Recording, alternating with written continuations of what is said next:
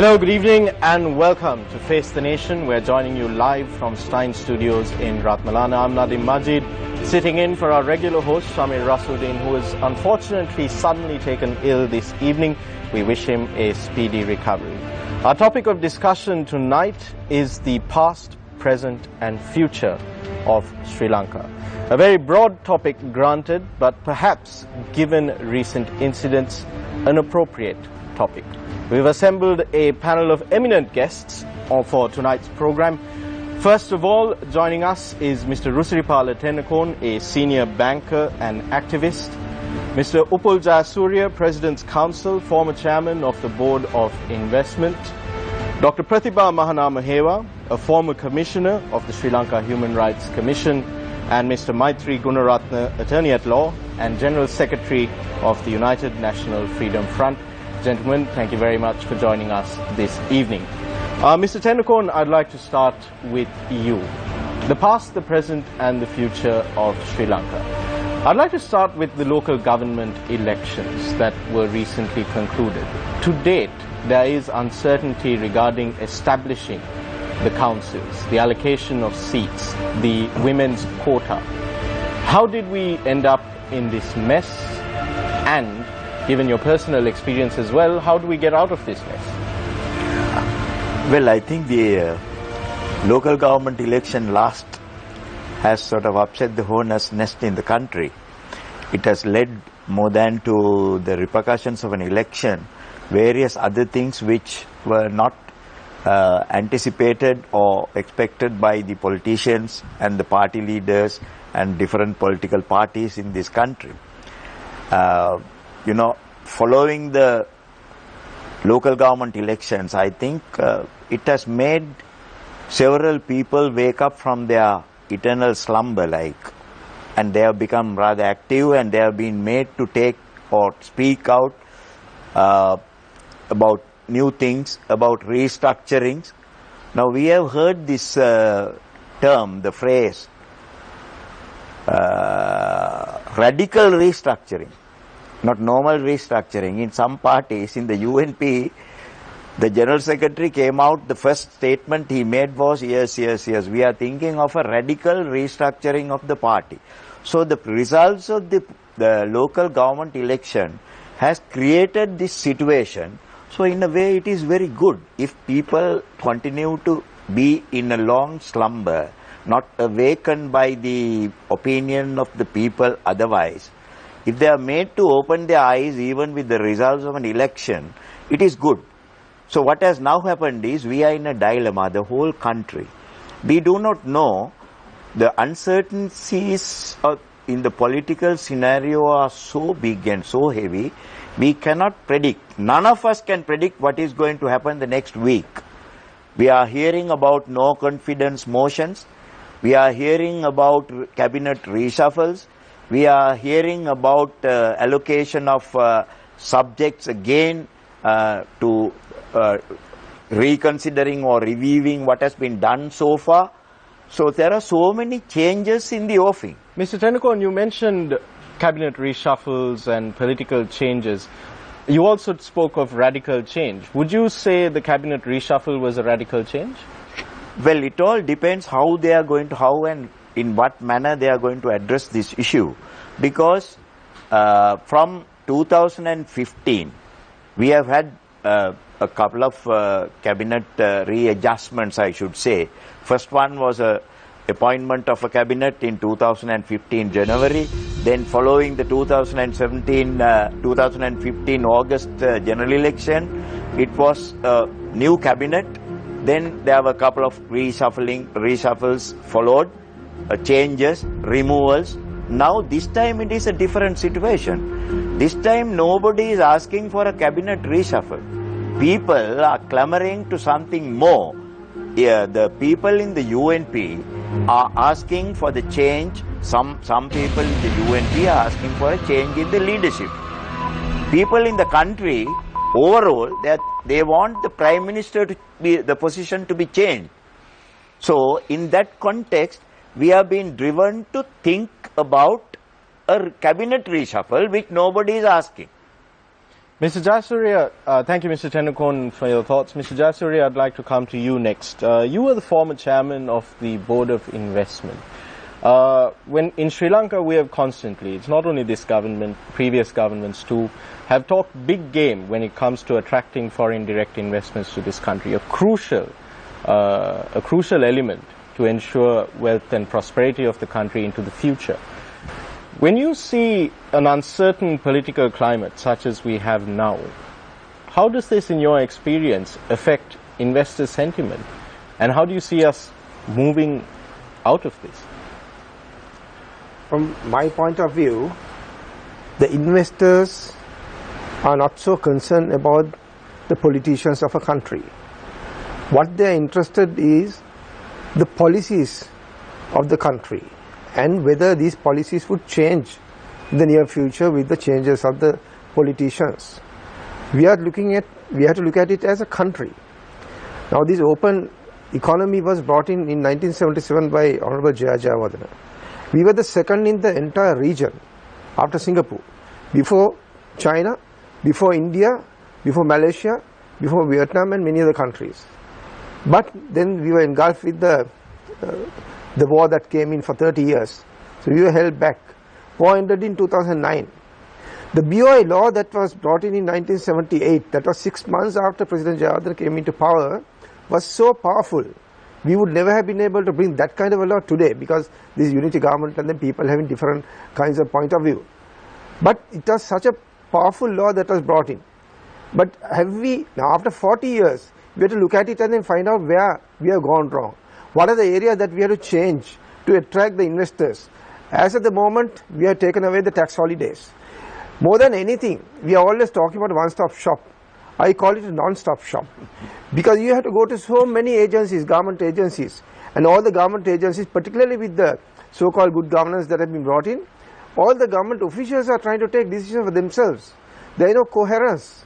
There is no one path that they want Mr. Jayasuriya, do you feel that the open economy concept is still valid in the 21st century, in the present day context? Because we see a lot of stiff opposition to bilateral trade agreements, to opening up trade barriers.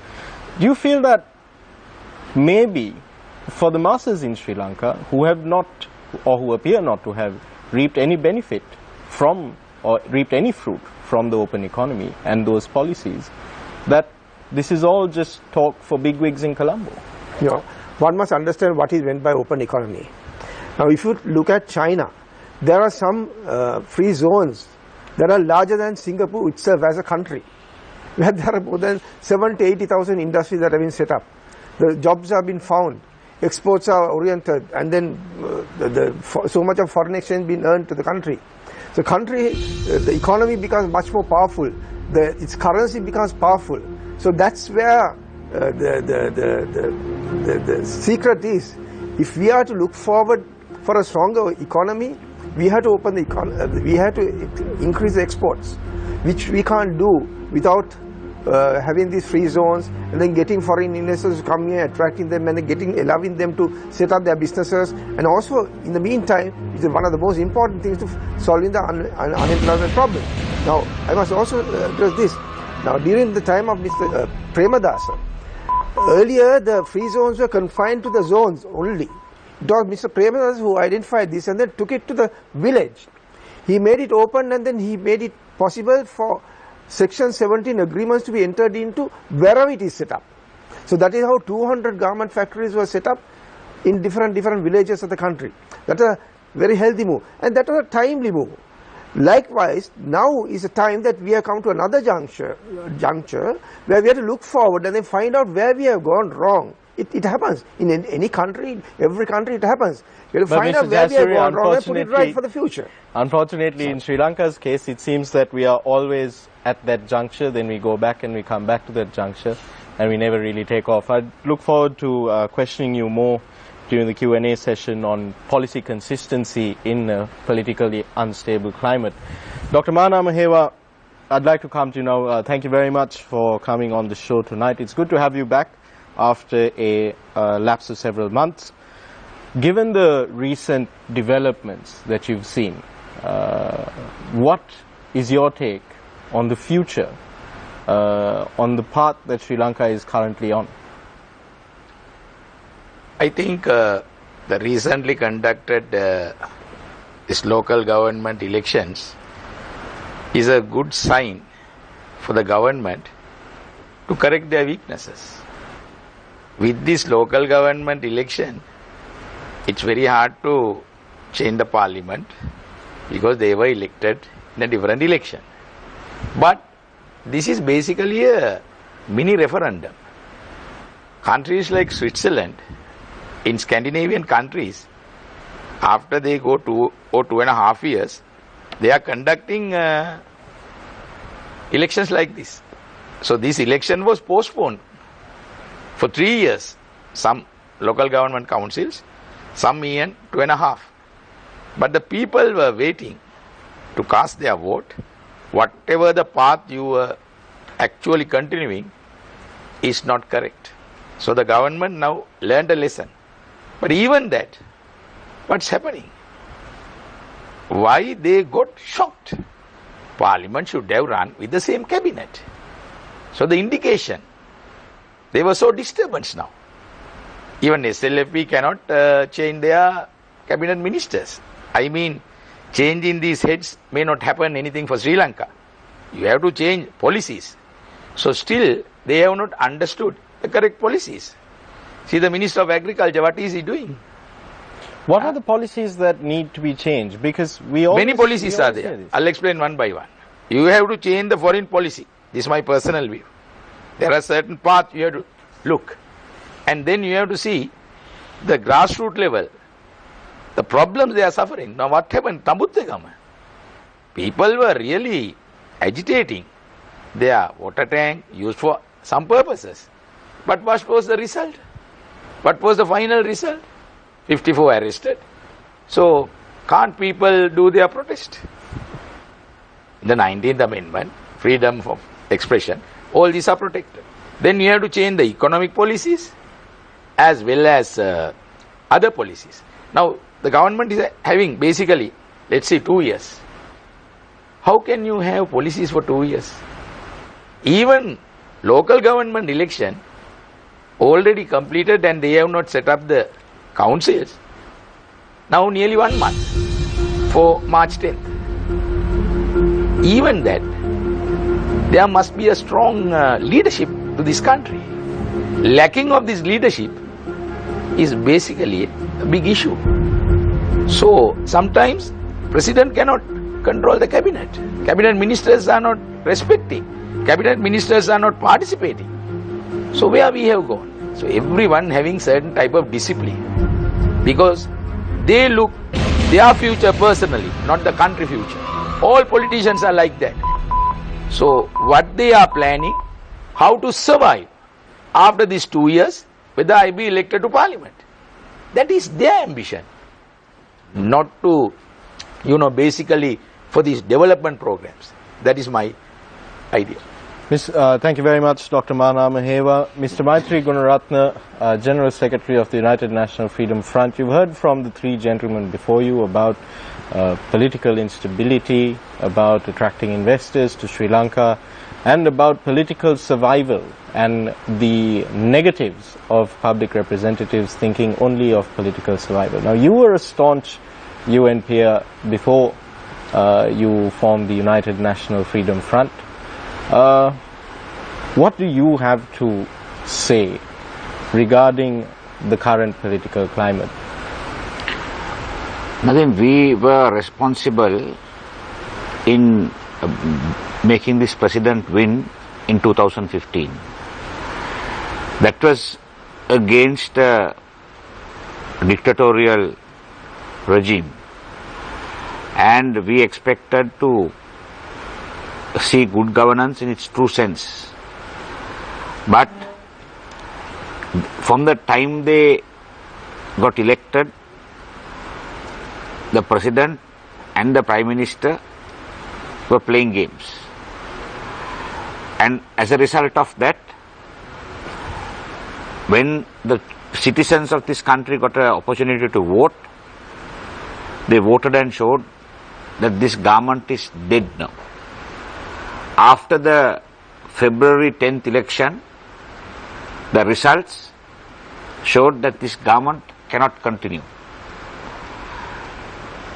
The Prime Minister was overly confident that the UNP will sweep the polls.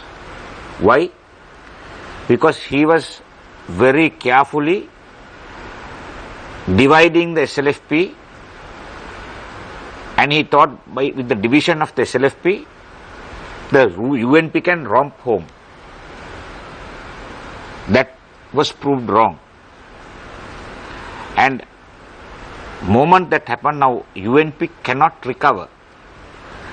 Today, most of the UNPers who were opposed to us when we agitated and we said that Ranil must go, are today calling and telling, people in parliament are calling and saying that what you all did was correct, this fellow should have gone long time ago.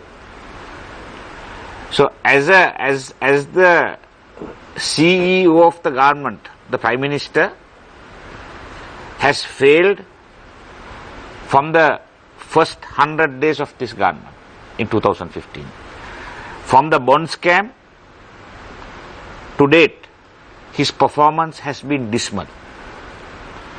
The bonds, unfortunately, with this decision of the masses on the 10th of February, the bond scam has gone under the carpet. And now people are talking of a... Why do you think that it has gone under the carpet? No, because Nadeem, with the result, the country has become ungovernable. Today there is no governance. Today, now the cabinet reshuffle is still taking place. For the last 3 to 4 weeks, the cabinet reshuffle is taking place. President is asking for 1 month to sort it out. I mean, then where is the governance? The whole problem is the president is not governing the country, and the Prime Minister has no idea as to what he is going to do and what the people need. Mr. Gunaratne, before I move on to the second round and bring our journalists in, just one quick question for you. Why do you think a cabinet reshuffle is necessary? I don't think there's a cabinet reshuffle necessary. I don't think there is. No one asked for one. But there was so much of dissatisfaction with how the country was going, right? That after the election, they thought, okay, with the result, we'll do a reshuffle and start again. They'll start again. So that has failed because now the president seems to be finding it difficult to get rid of the Prime Minister. Thank you very much, Mr. Gunaratne. We'll go in for the second round of questioning. You can elaborate more, of course. An interesting thought for our viewers at home: have the powers that be confused reform with reshuffle? Let me introduce our journalists joining us this evening. On my immediate left is Chaturanga Hapua Rachi, and of course we have Mr. Faraz Shaukat Ali. Faraz, good to have you on the show. Thank you very much for accepting the short notice invitation. Chaturanga, let's start with you. Thank you very much, Nadeem. First question to Mr. Gunaratne. Now, Mr. Gunaratne, before you got involved, or rather before you were put into the mineral sands as the competent authority there, you were in the coal scene. Why I'm asking you this question is we've got information last week, just after the cabinet reshuffle of the United National Party. We got information to say that they are going to go into, or cabinet approval has been granted to go in for spot purchasing for from the diesel industry for power generation. Yeah. And then we also heard that Deputy Minister Ajit P. Perera, who was Deputy Minister of Power and Energy, has been promoted to State Minister of the same ministry, and this was not, however, mentioned in any of the media reports earlier on. This was not reported in the release that was sent out. Until we asked the State Minister now about what has happened, none of us knew that this has been done. Media organizations, general public, no one knew. They are going into a spot purchasing, once again thinking of a future crisis when the crisis should have been resolved long time ago. And then we see that the people who are appointed to solve issues like this, who have not done anything at all, we also have to take into consideration the minister and the secretary. all of these people are actually in a way receiving promotions, living off the taxpayers' money. How do you view this? Chaturanga, I think in one of the programs I had very clearly said that we are going to come in for a massive power crisis in 2018-2019. And the main power player, the power broker or the diesel power agent is the Secretary to the Ministry of Power and Energy, Mr. Suren Batagoda. Now, he has been exposed openly. None other than the Supreme Court has made comments with regard to his conduct and what they have done in the ministry. Mr. Gunaratna, I just want to quickly inform you that you have to take responsibility for the names that you mentioned, because after all, Dr. Batagoda is not here to defend himself, and he has also, while comments may have been made, no action has been taken against him. Please go on. Yeah, I'm well aware of the rules, and on many programs I have brought his name and I stand responsible for what I say. Now, one instance is even when I was in the coal company, they were wanting to purchase coal at $15 higher than the market price. I was the stumbling block. The secretary, the minister, the deputy minister all got together and saw that the board was dissolved and I was removed. Ultimately what happened was, the people of this country had to pay $15 more per ton for 1 million plus tons for their electricity. Mr. Gunaratna, now when you take a look at all of this, we do not know whether Mr. Siyambala Apitiya, the minister, will also be reshuffled in the coming few weeks. We do not know that, but from what we know up to now, there was the cabinet reshuffle for the United National Party, and Minister Ajit P. Perera has been promoted to a state minister. The state ministers, deputy ministers are in a way directly the taxpayers' money. That is what they are spending. So if you take a look at this, they are incurring losses to the country where the people have to pay in one angle, and they are also living off the taxpayers' money by getting promotions. My question to you is very simple. How do you expect the people of the country to take all of this in when media is reporting on it, when the information is available to the people? How do you expect the people to stomach all of this? No, you cannot expect the people to stomach this, because the politician or the president who is responsible, overall responsible, when they see this type of illegal practices taking place, if no action is taken, what can the people do? The people have appointed a president to govern this country.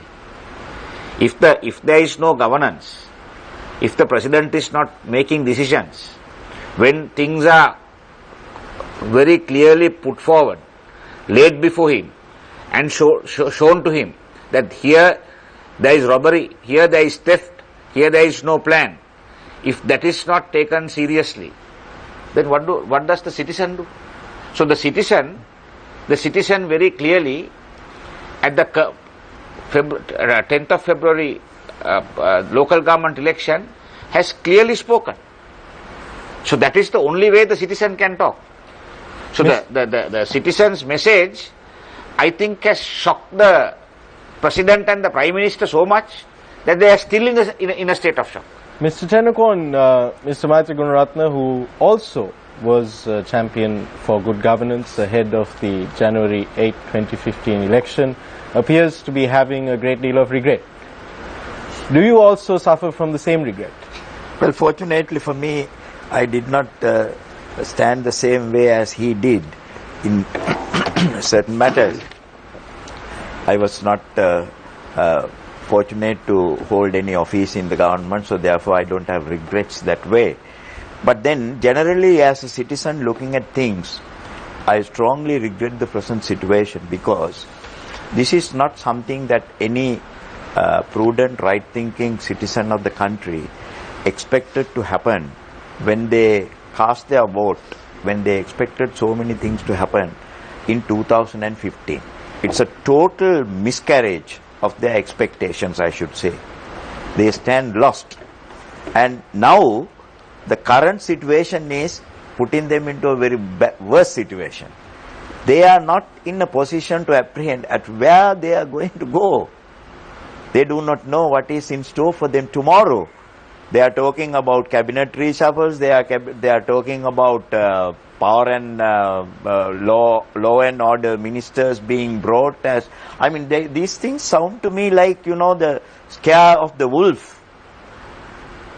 You know, nobody is expecting these things to happen. They are now. This government has reduced to a situation where they are eating their, I should say, their own waste. Because when they say that they need a different personality to carry on the ministry, they admit that the personalities that they had engaged so far has become useless. But we always go for these culture of personalities. Dr. Manamahewa earlier mentioned, it's not the person, you need to have the policies. This is exactly the situation. Now this law and order thing.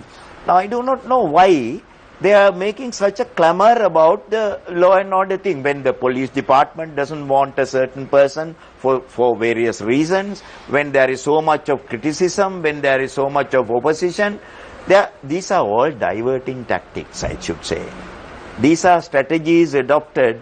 You know, we know the old saying, throwing a red herring. You know, you look at that way and you go a completely wrong direction. This is what they are doing. They can't, this is a survival game. When they want the Prime Minister change, they make the people to debate about the personality to be appointed for law and order.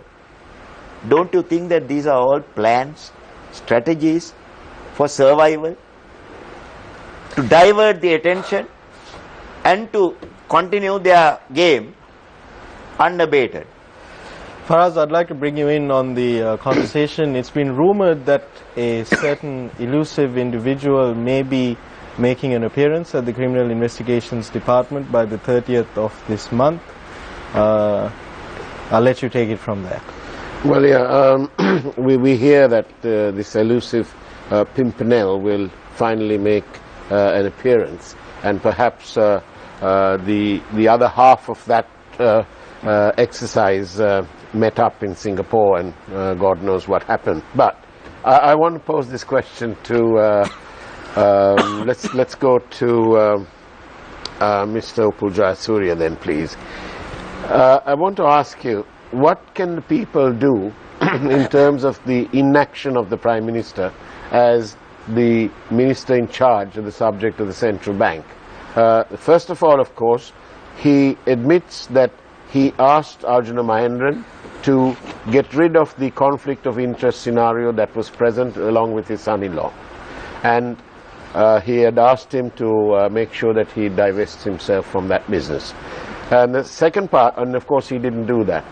And when the media made a hue and cry about it, the Prime Minister continued his inaction by not checking up on that.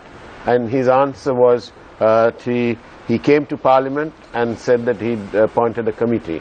And he must have made a mistake, because he said he appointed the committee on the very date that the bond was issued, on the 27th of February.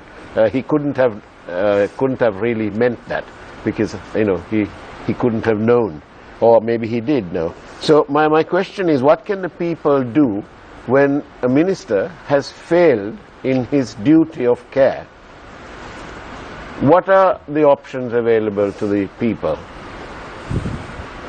I was expecting you to answer a different question, but anyway, you have asked me something totally unexpected.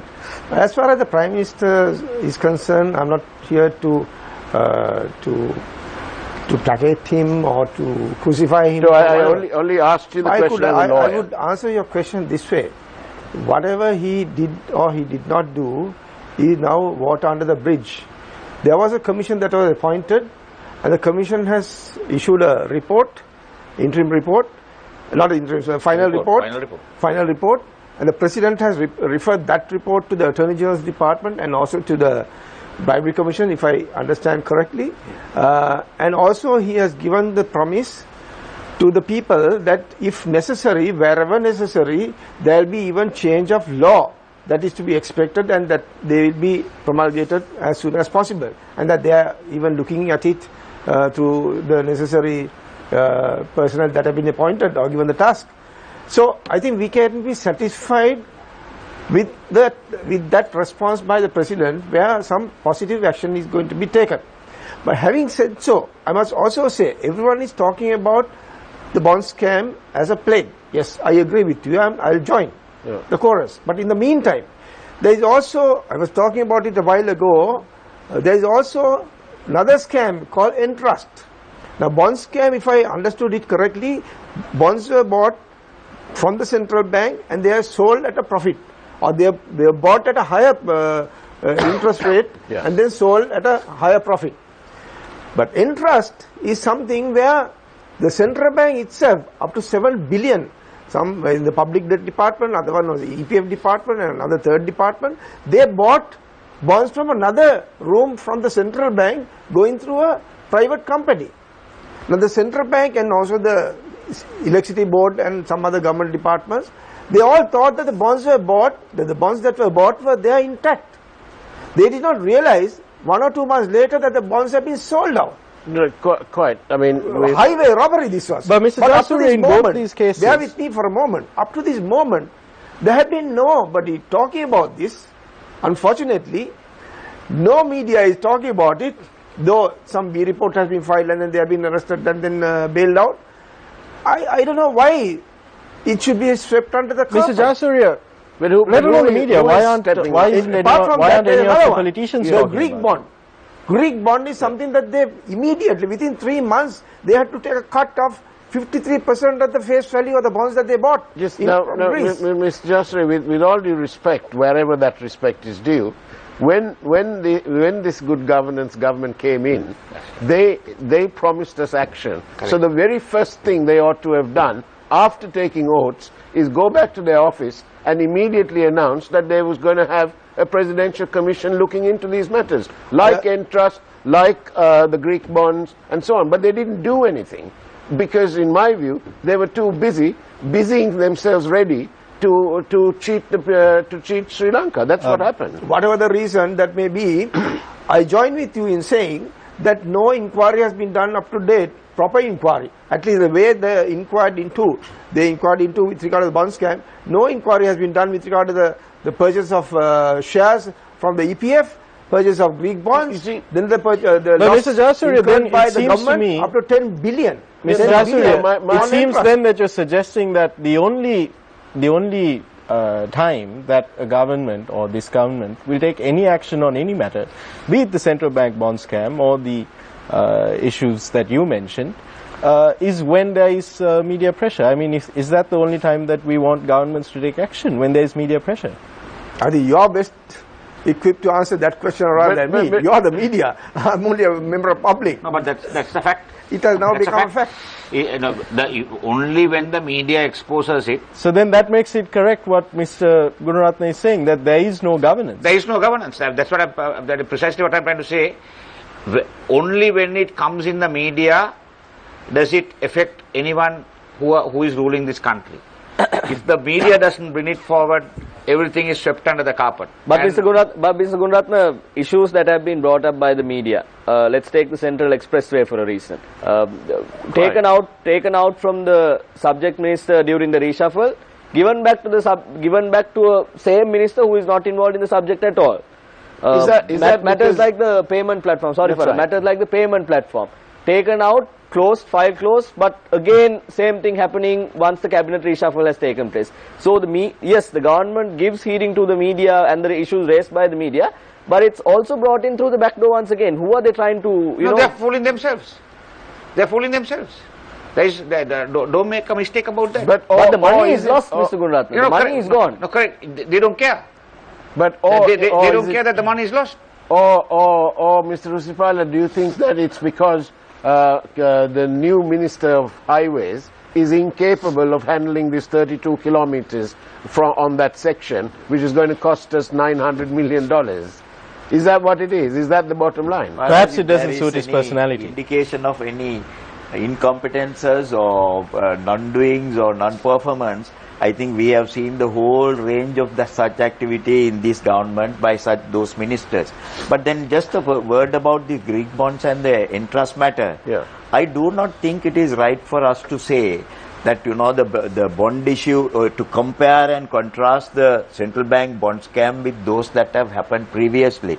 As regards the Greek bond matter, the matter has gone even before the Supreme Court. This is not a secret. Yeah. So if the findings of the Supreme Court at that time was not sufficient, and if there is still matter to be investigated into, there was nobody stopping the government to do that. And in the case of entrust, it is a daylight fraud, and the company, primary dealer, has been blacklisted and completely shut out from the operations.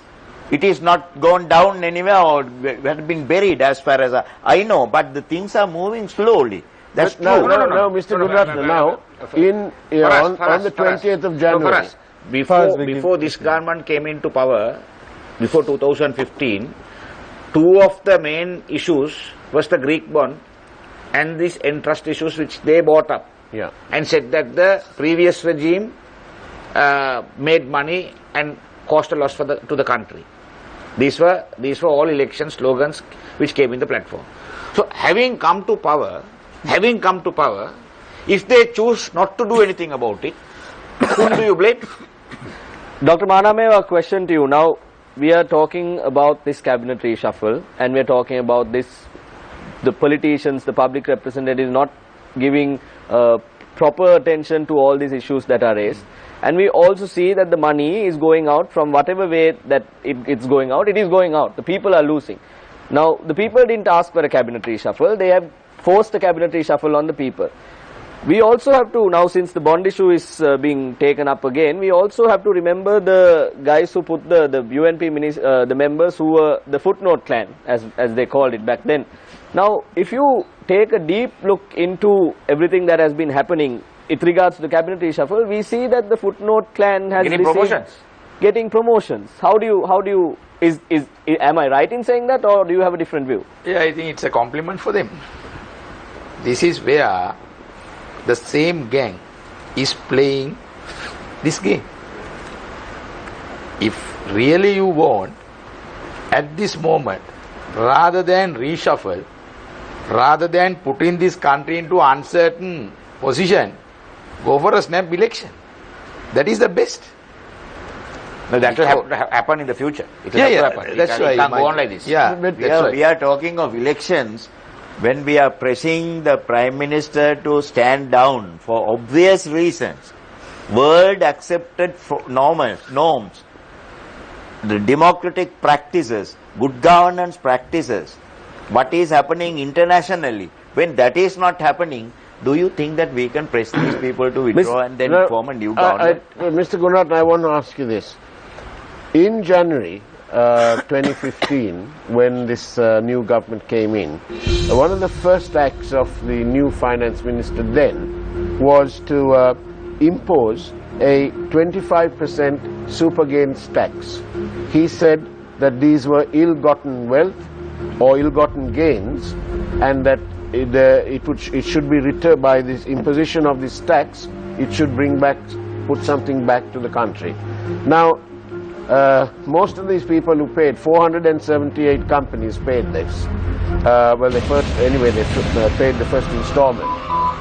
Amongst them, the top 50 listed companies, the publicly listed companies, the top 50 of those. Faraz, we need to go in for a break, so you have to go to your question. 411,000 people they employed.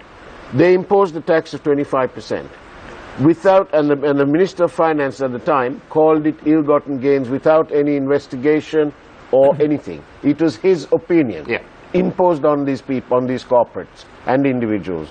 Now then, why can't they do the same thing with the primary dealers, for example, perpetual treasuries? The only company since 1997 to have made over ₹1 billion in profit in any one tax year. Why can't they do that? Why are they putting the people of this country into all this horror?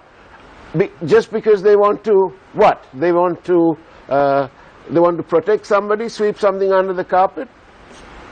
The easiest thing would be for the finance minister to come and say, we're going to impose a tax. Mr. Gunaratna, are you going to answer? Yeah, are you going for a break? Yeah, we'll be going in for a break, but I'll give you 30 seconds to quickly answer.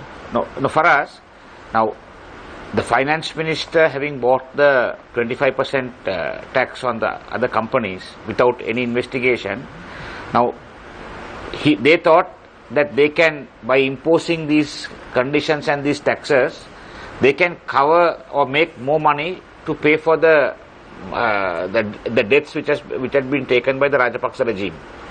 So I think even that failed, and as a result of that, what do you call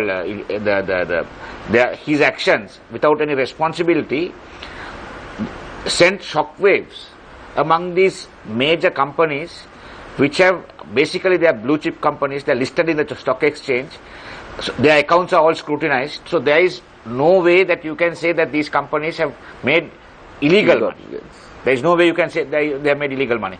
So by bringing this kind of illegal, arbitrary assessments and taxations, what has done is they have completely ruined the image which this government was supposed to have.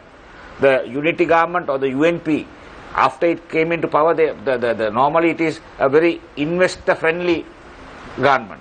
But by bringing in this, they sent a contrary signal, and that is why investment is not coming. People are not confident in investing in this with this government. That is why the economy is not growing. That is why the country is suffering today. Mr. Gunaratna, on that note, can I briefly say one word about what Faraz said? You said that why is this 25% tax has not been imposed on perpetual treasuries? No, what I'm saying is, why don't they bring a similar law to tax the primary dealers who've made so-called ill-gotten gains? But unlike the others referred to by the Minister of Finance, we'll let Mr. Jayasuri respond, and then we'll go for a break very quickly. The issue as to whether ill-gotten or well-gotten is a matter to be decided by the authorities. But as far as the treasury, perpetual treasuries are concerned, I was in court the other day, that where all the accounts of perpetual treasuries over assets of over more than ₹1 billion have been frozen by the central bank. And I was there in court when they made an application to the Supreme Court to release that seizure, and that was rejected. So those funds up to this date stand frozen. On that note, we're going for a short commercial break. Faraz, we'll hear from you when we return. On the other side, we'll take a closer look at the nexus between business and politics. That's just $1 million.